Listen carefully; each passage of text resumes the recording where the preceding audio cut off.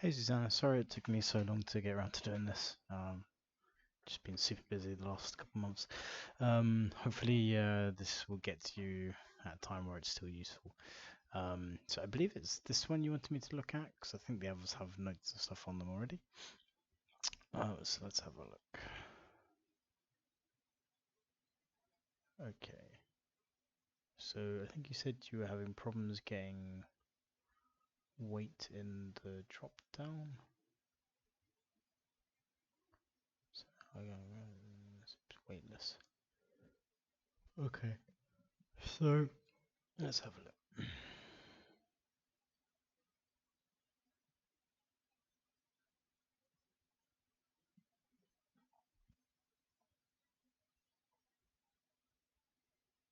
Yeah, well, let's just have a look at the drop down first, and we'll look at the rest afterwards. Okay, so we go here to here.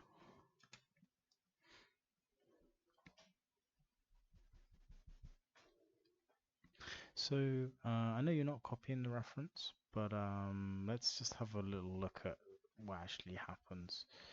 So, which I think might help you.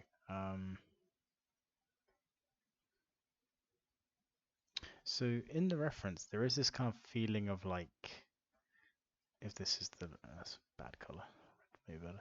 If this is the ledge, it's kind of like a slanted thing like this, right?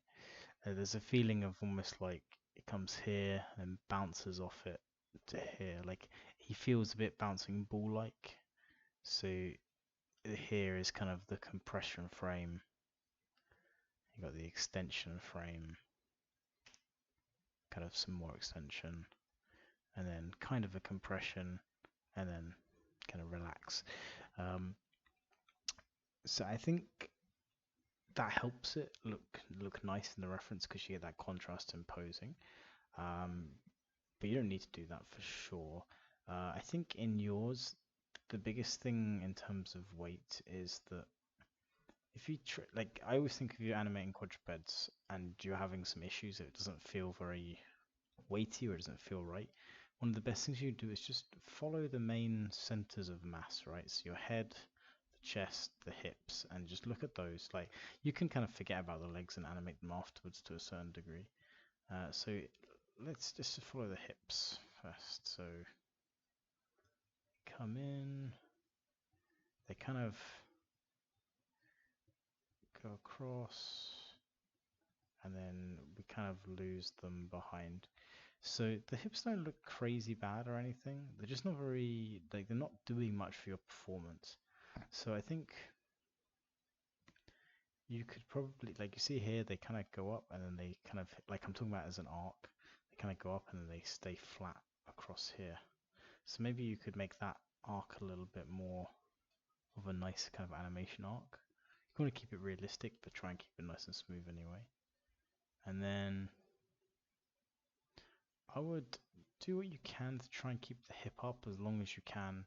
You know, like maybe he reaches down with one paw and the other is still up, so you can still see the hip a little bit. Because of the way it's posed here, you kind of lose it, which is a bit of a shame. And then I think it will help you to have like a feeling of kind of like hitting and bouncing and then settling in the hips, because they feel like they just kind of go and then stop. So I think that would help you. Um, Depending on how locked you are with this animation here, I would maybe try to have him have a little bit more free quarter so you see some of the hip come around here. That maybe would help you kind of with the readability of what you're trying to do. And again with the chest, it's a very similar situation.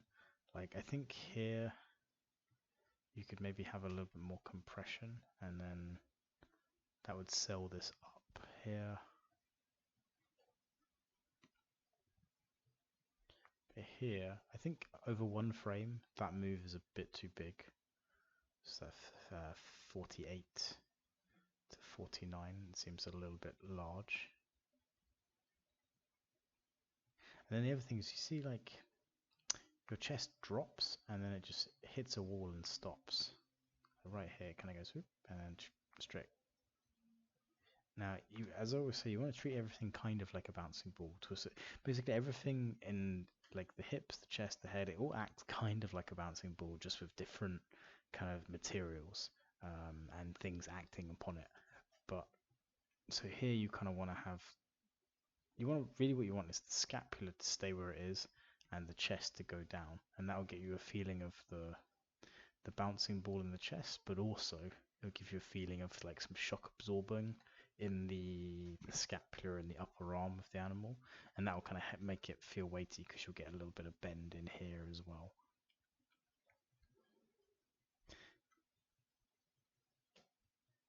Because sorry, I say it goes flat, but you do have some drop here, but you kind of hit the wall here. I think you need to have like a nicer kind of bouncing feel in the chest. I think that's really what it's missing. There's also a degree of it feeling a bit clicky overall. Like just when I watch it, it doesn't feel that smooth. Like it feels like this section here. You see it kind of clicks like here. That's just too much of a move for the whole body on one frame.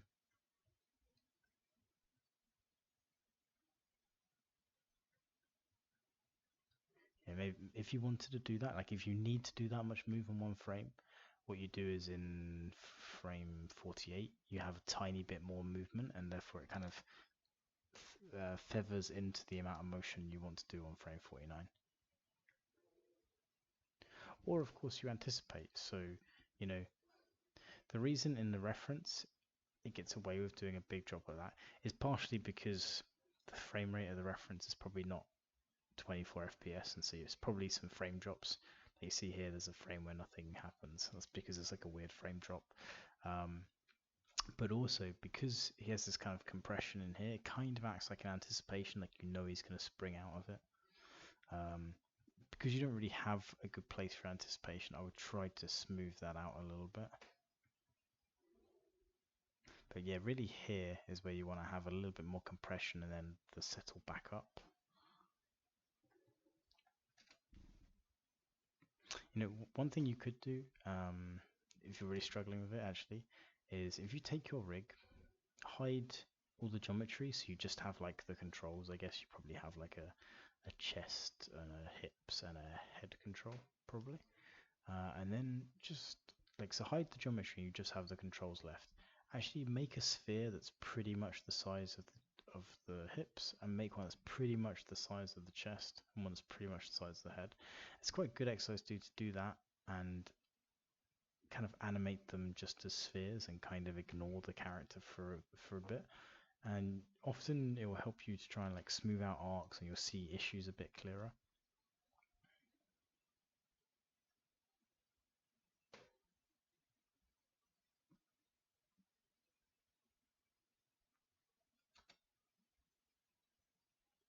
But yeah, really the problems is that your arcs are a bit messy, and how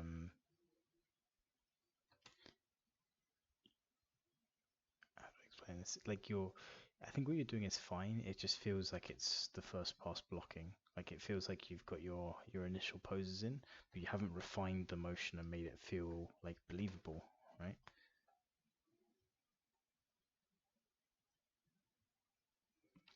In terms of the pause itself, oh sorry, for the head, very similar.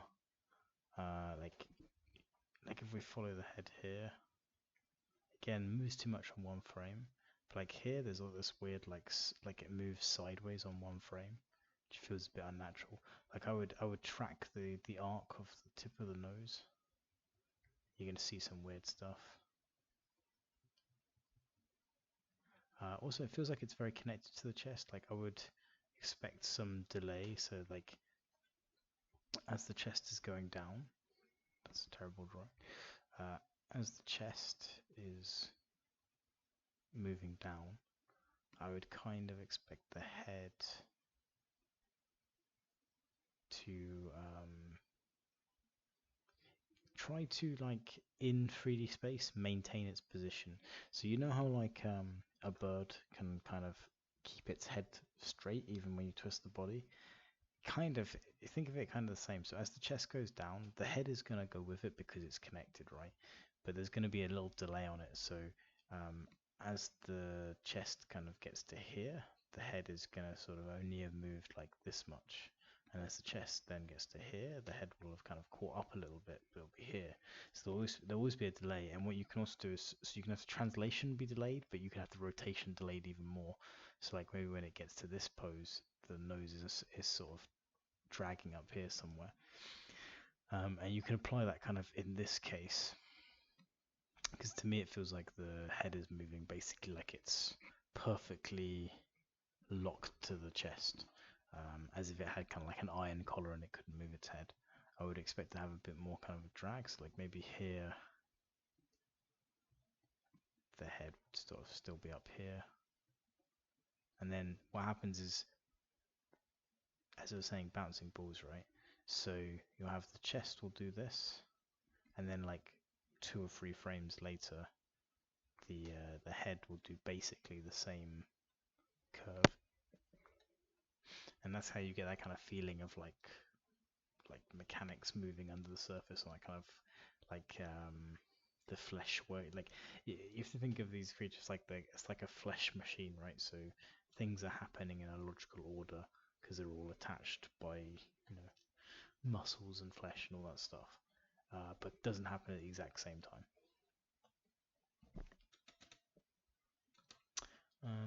In terms of this run in here,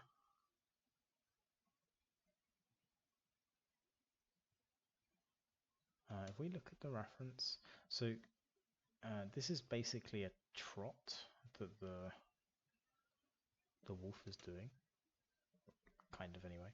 And so a trot, one of the kind of defining sort of features of a trot is that essentially it's just a straight up and down on the chest. So you watch the chest and the hips, they're basically just bouncing up and down constantly.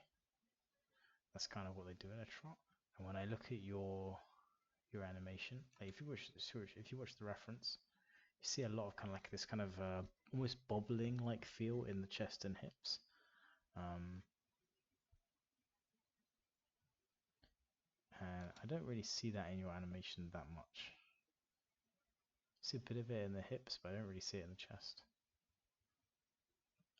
Personally, I find when you're doing like a run or a walk, like this kind of part of the shot, it's very hard to do it in the kind of way I talk about. I talk about animating the chest, hips, and head kind of first, and then doing the feet afterwards.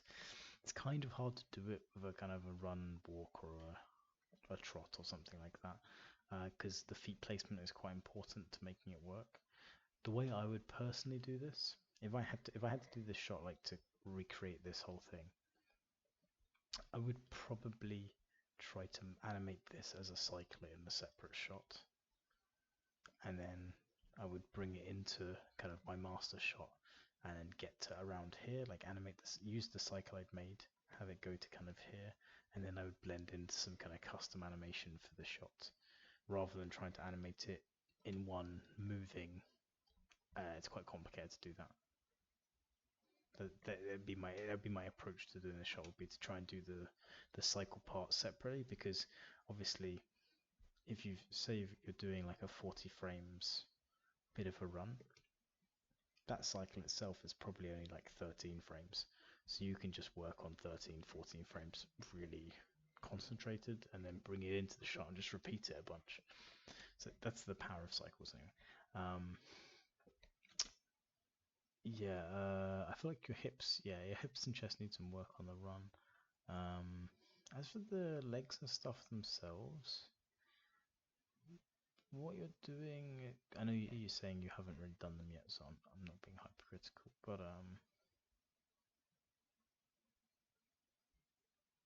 yeah, I think what you're doing is fine. Just especially with the back legs, you need to be a bit careful with the shapes. And as always, the peel off, like this little section here, is always the trickiest things on quadrupeds, because if it's a bit different in a trot because the way a trot works, but trying to get that feeling of kind of the paw peeling and then taking off. I drew those backwards. It's like 1, 2, 3, 4. getting that peeling off the ground feeling is very difficult with most rigs. You end up having to kind of key it almost frame by frame to get it to work. So especially with the back feet, I would pay attention to that. It seems like your feet are very much just sort of being pulled up off the ground rather than pushing off the ground.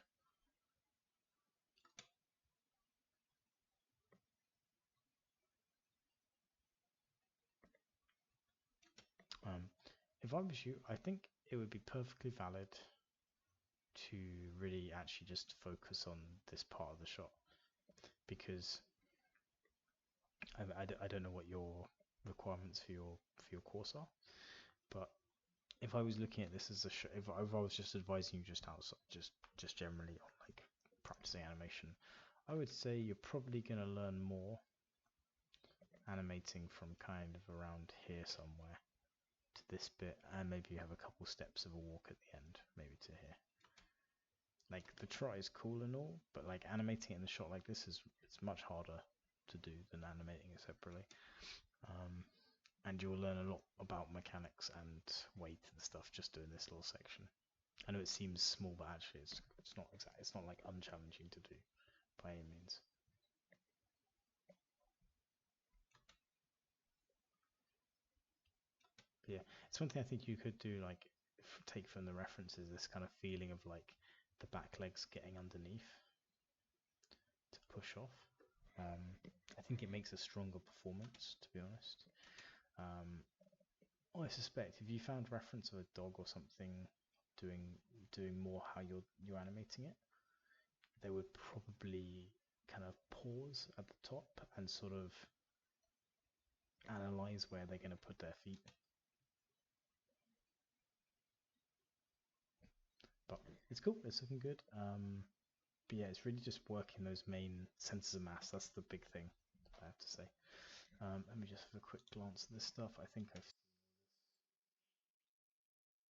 yeah, those look like my scribblings. Cool. Okay. Yeah, sorry it took so long to do this. Send me an update if you have one. Cool. Thanks.